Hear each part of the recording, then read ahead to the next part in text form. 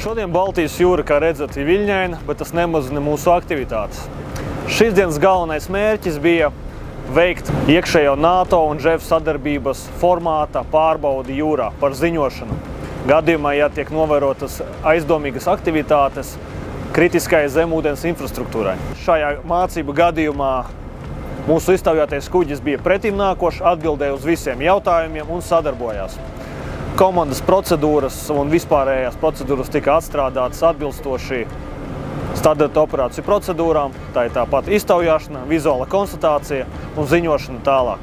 Latvija jau 20. gadu šodien jubilē, kopš esam NATO bloka dalībvalsts, un JEF ir viens no formātiem sadarbībā ar mūsu NATO partneriem, kā arī partneriem Baltijas jūras reģionā.